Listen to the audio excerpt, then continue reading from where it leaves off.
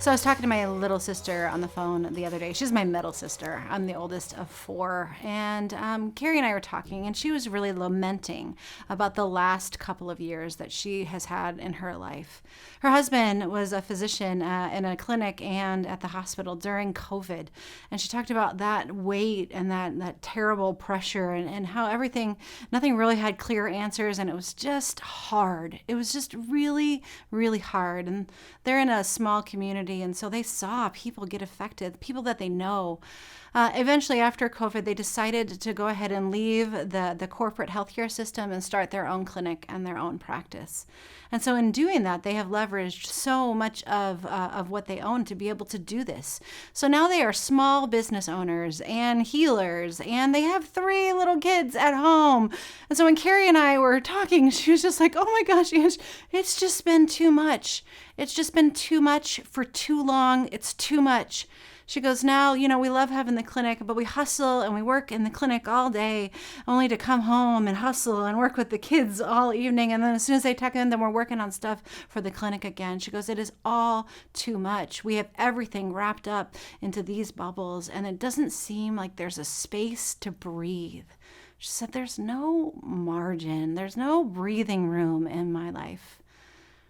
She said she'd do it all over again if she could, but still she craves just a little break, just a little break. So if you find yourself in this position where you have no margin in your life, where there's no room, there's no space for you, you just keep hustling day in and day out. Here's our topic for this week on the Daily Dose is, how do we create that space? How do we create and cultivate breathing room in our lives?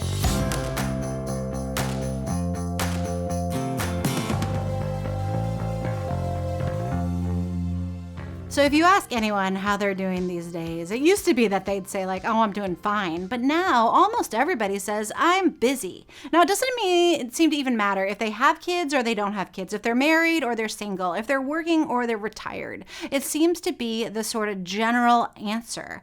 I mean, some people are chauffeuring teenagers and kids all over the place, but then even when you're retired, maybe you're making all these different doctor's appointments or you're checking in with all of these different friends. You're busy. Everyone in today's day and age seems busy. And it seems that there's a lot more that this world requires us to do to work harder. But we also have less resources and less support to be able to do those things. And I think in this world too, if we're really honest, we have more mental noise. We have more expectation than ever before. We have all of this in our heads, and we think that we have to get all of those things done. All of this, it leaves us frustrated and anxious and stressed and feeling insufficient. And at the end of the day, what do? We find ourselves just plain exhausted.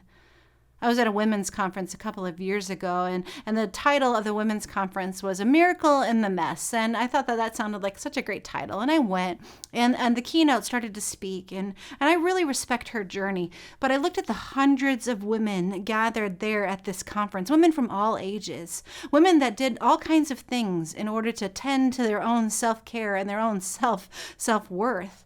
Women who had to get someone to watch their kids for the day so they could go to the conference, or women who had to take off time from work in order to do that, or older women who had to make sure that their partner was cared for while they left the house to go to this conference. As I'm looking all around, I'm looking at the variety of women and all of their situations, and I was just so proud that we were all taking this space. But then this keynote speaker, she got up to speak, and she said to everyone, she says, do you want to get closer to God? And of course, everybody's like, yeah, I want to get closer to God. She goes, well, then you're going to need to do these 10 things.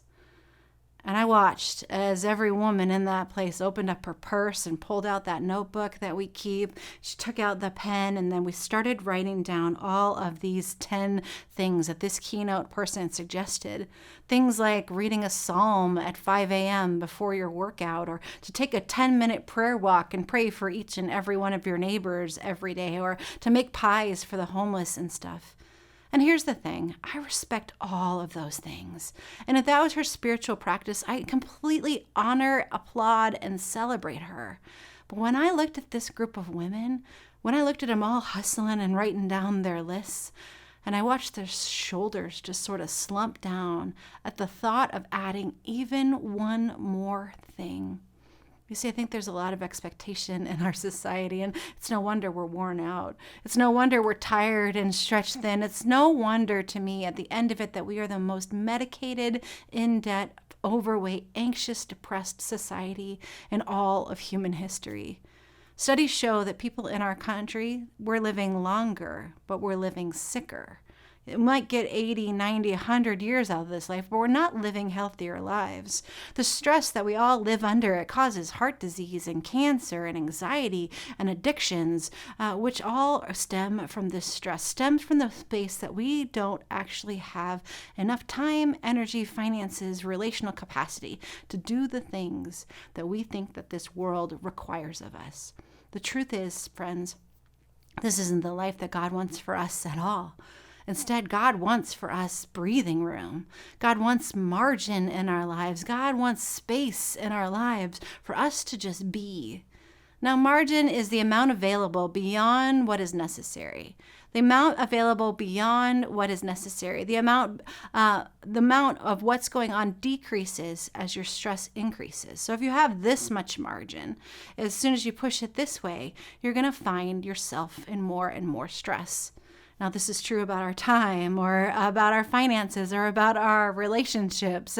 This is true about our waistline with like kind of creeping obesity of our calendars. When the amount of time decreases, our stress increases.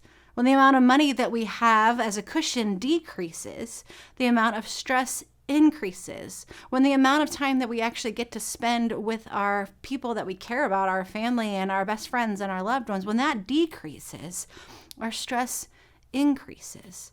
And if we're really honest, it's really a question of faith in a lot of ways. It might even actually be a mirror of our faith or a reflection of our faith.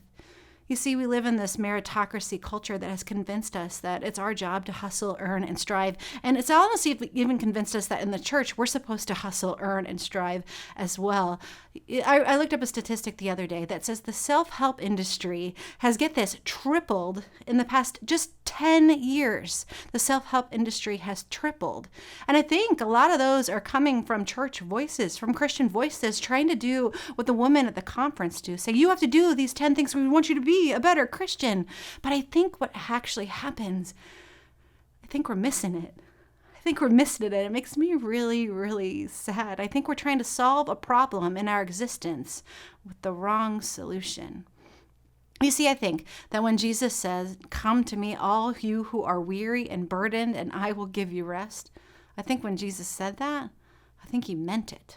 So join me this week as we talk about how to experience space, margin, how to experience breathing room in our lives.